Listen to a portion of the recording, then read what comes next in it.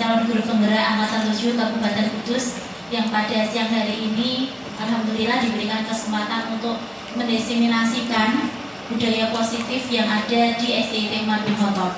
Sebenarnya budaya positif ini sudah sering kita lakukan.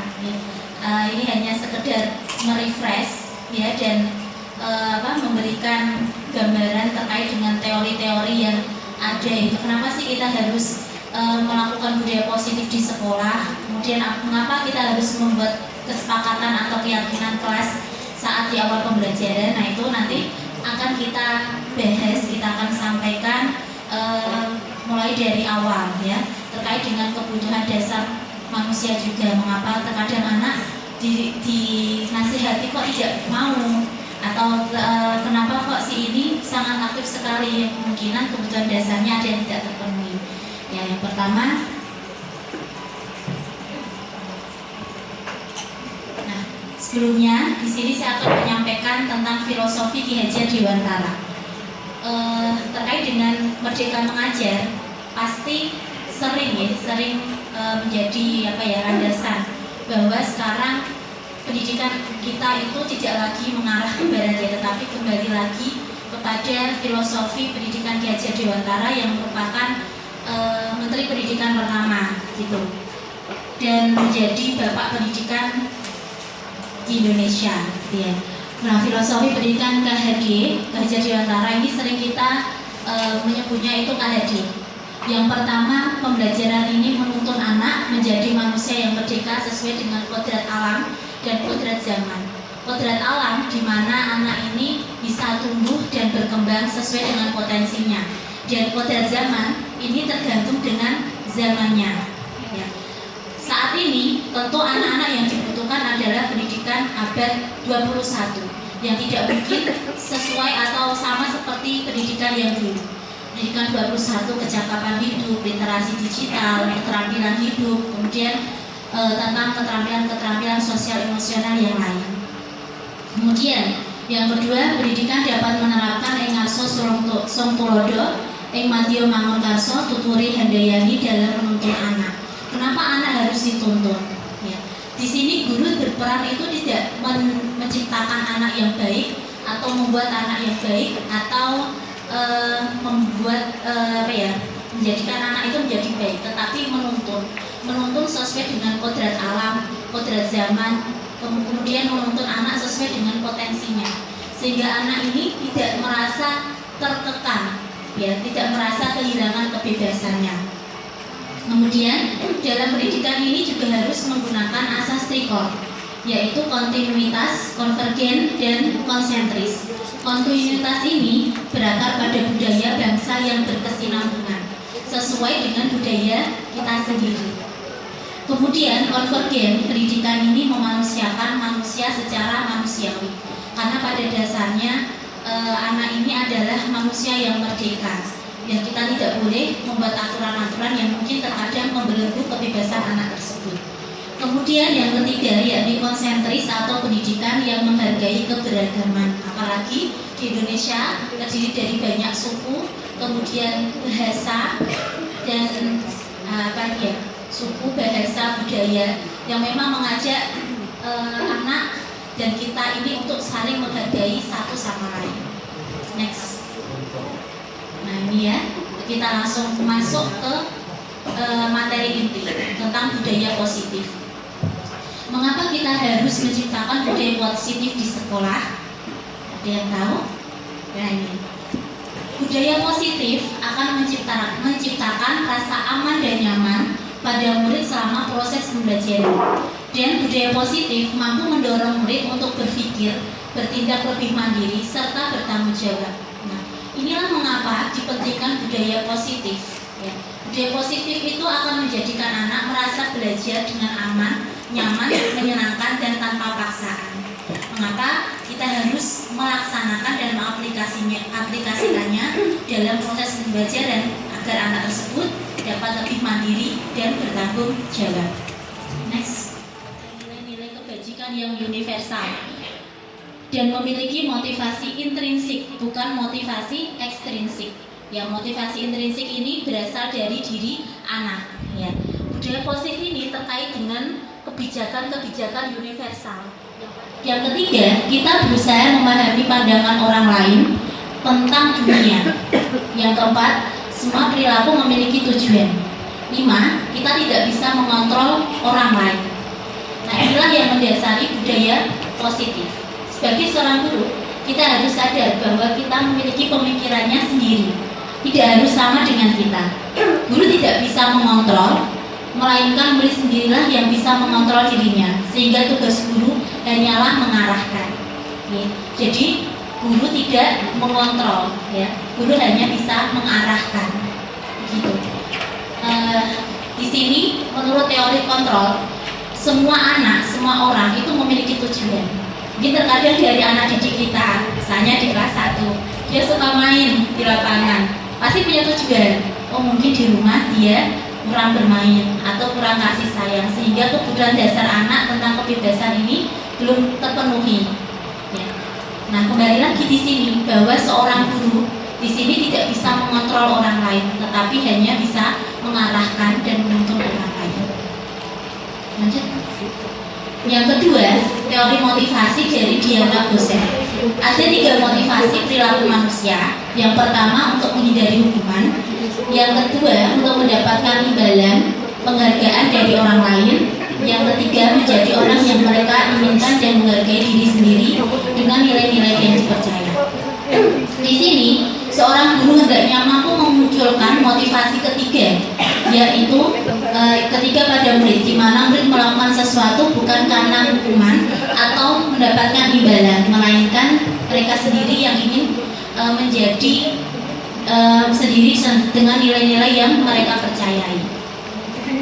Ya, jadi teori motivasi ini berkaitan dengan motivasi intrinsik yang berasal dari anak sendiri. Ya, jadi guru ini berperan untuk memunculkan motivasi yang ketiga, ya, yaitu memotivasi intrinsik dari diri sendiri. Kemudian Bu Sinta, ini ada hukuman, penghargaan, dan restitusi. Ya. Ini mungkin sering kita dengar ya tentang hukuman, penghargaan, dan restitusi. Sebenarnya apa? Di sini kebebasan bukan berarti guru itu memberikan kebebasan sebebas-bebasnya kepada siswa, tetapi di sini kebutuhan dasar kebebasan itu anak diberikan kebebasan untuk menentukan pilihan, untuk menyampaikan pendapat. Ya. Kemudian yang kelima, kebutuhan akan kesenangan atau merasa senang. Mengapa? Ya, karena seorang guru harus paham tentang kelima dasar pada diri murid, sehingga ketika ada siswa yang berperilaku kurang sesuai, kita tidak dapat langsung menghakimi atau menyalahkan, tetapi menanyakan dulu, karena setiap anak pasti akan memiliki tujuan. Mengapa kesepakatan kelas di kelas kita bagaimana? Apakah sudah sesuai? Nah, secara tidak langsung kita itu sudah menerapkan segitiga restitusi. Ya, cuman mungkin untuk teorinya yang sesuai atau belum pernah disosialisasikan atau belum dapat ya.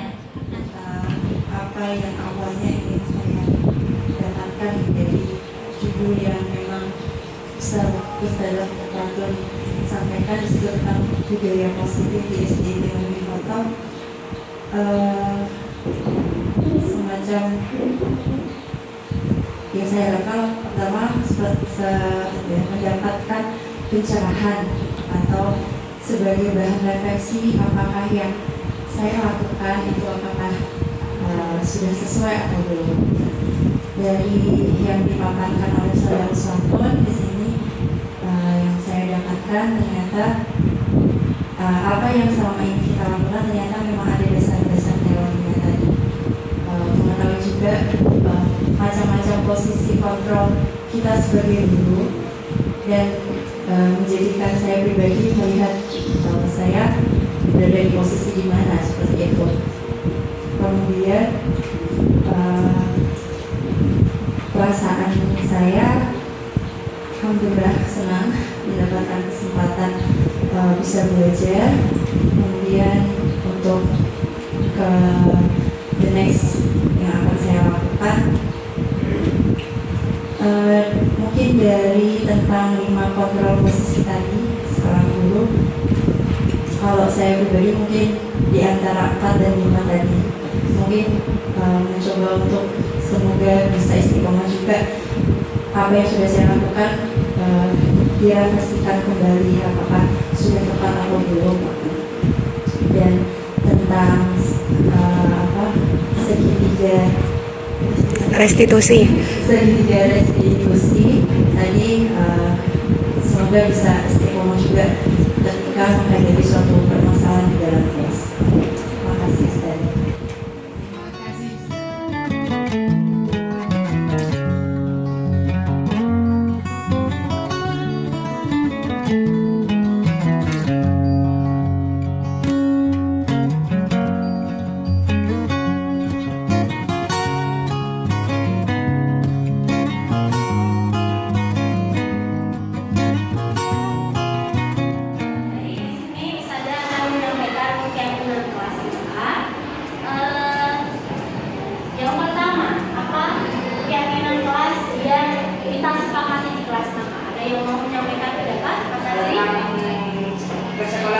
Iya, betul sekali. Datang ke sekolah tepat waktu.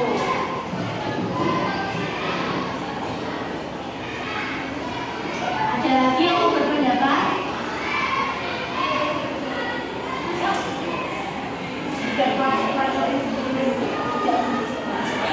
Yang lain? Boleh, itu bisa masuk. Ayo, ada yang lain? Kesepakatan kelas kita di kelas 6A. Usul. Apalagi? Tidak membawa apa nak biasanya kalian mainan? Ya, oke. Apalagi?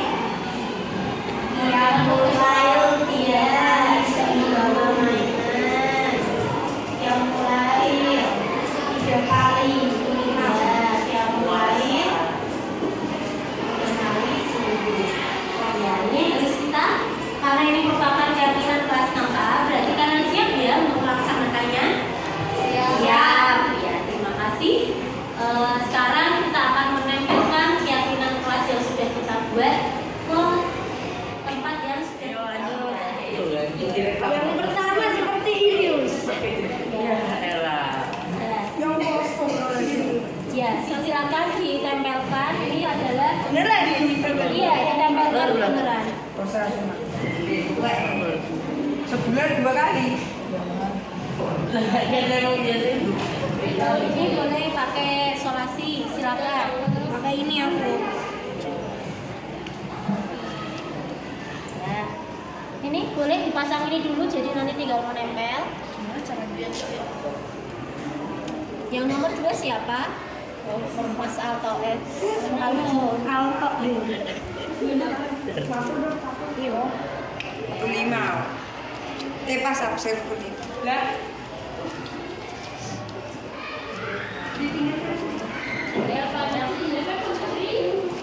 Tahu kok tadi. Kenapa udah nomor 4? Optionku. Nomor 2, Mas Alto. Ini gambar Zara Nabi. Ya, kira.